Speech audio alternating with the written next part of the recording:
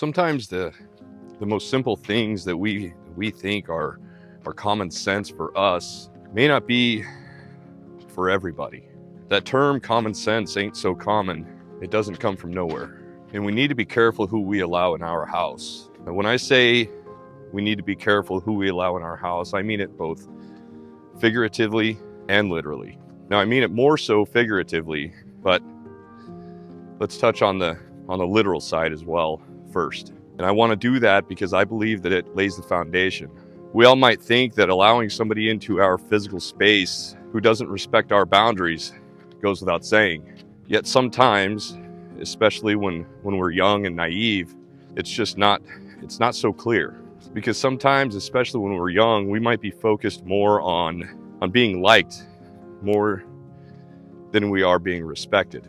People might allow anyone into their physical space because they want to fit in, or maybe the person is a friend of a friend. You might think that maybe if you're accommodating enough or you're friendly enough, that eventually that person might actually respect your space or respect you. But that's actually an extremely dangerous game, because people who don't respect your space, they're not just going to magically or miraculously begin to respect you just because you allow them to walk all over you. In fact, these types of people, they're going to take your kindness for weakness. They're going to take advantage of your kindness. And before you know it, they're going to leave you drained emotionally, physically, spiritually, and sometimes financially. And on the figurative side, this is where the real damage actually happens. And when I talk about the figurative side, I'm talking about your mind, your heart, and your energy. It's the space that you live in and the foundation of who you are. And just like your house, if you allow them in, they're going to trash it.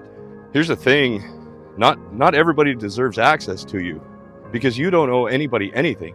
When you allow people into your life who don't respect you or who don't reciprocate the energy that you give off, you're doing nothing more than setting yourself up for chaos in your inner world. And we might think it's okay, it's all right, I'll just brush it off. Over time, it's going to build up and it's going to weigh you down. And the worst part is, oftentimes we don't even realize the damage that it's done. And in my opinion, the person that you need to be the most cautious of is the victims. And remember, I'm not talking about the people who have genuinely faced hard times. I'm talking about the people who live in a constant state of victimhood. These are the people who always have an excuse of why their life isn't going well. It's never their fault. It's always somebody else's fault, or it's always some outside circumstances. It's something out of their control. And these people, they're going to manipulate you, and they're going to draw you in to their stories and their life's woes. They're going to draw you into their endless needs. And at first, you might feel sorry for them. You might want to help them. But here's the truth. You cannot fix somebody who does not want to be fixed. You cannot help somebody who doesn't help themselves. This victim mentality, this victim mindset, it's a trap, man. And if you're not careful, it's going to pull you down right along with them. Because these people are nothing more than energy thieves. And they're going to drain you spiritually, emotionally, physically, and financially if you allow them. These people are going to drain everything that they can possibly get from you. And no matter how much you give, it's never going to be enough. So let me ask you something. Do you have anybody in your life who's constantly trying to borrow money from you? Somebody who always needs a helping hand, but they can never seem to get back on their feet. So here's a harsh reality. If you know somebody who's constantly in this situation, it's not because of bad luck. It's because of lack of accountability. Because we all face challenges, but at some point, we have to realize our part. We have to realize why we keep getting stuck in shitty situations. And at some point, we have to be willing to take accountability for our life.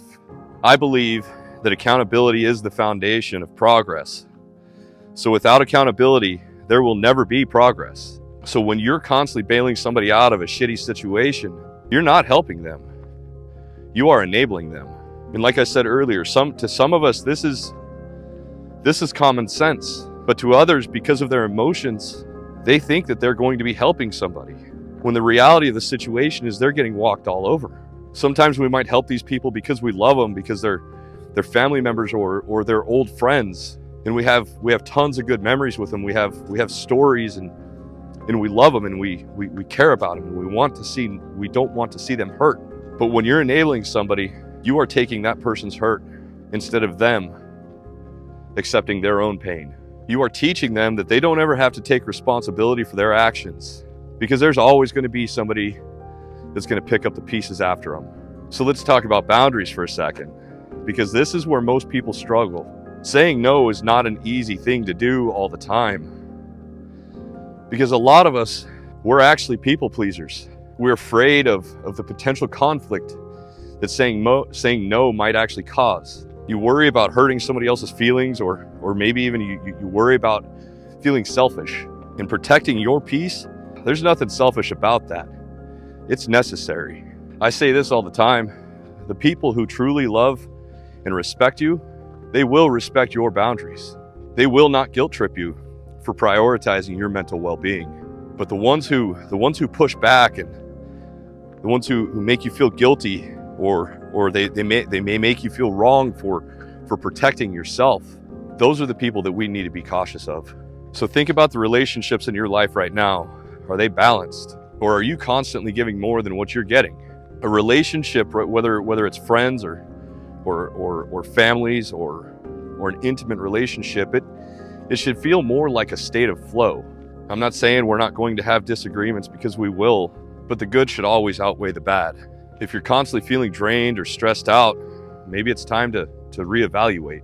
It's time to ask yourself, why am I constantly allowing this person into my house, into my life? I made a video several weeks ago. I think it was titled, "Let People Miss Out on You." I'll put an info card in if you want to go watch it.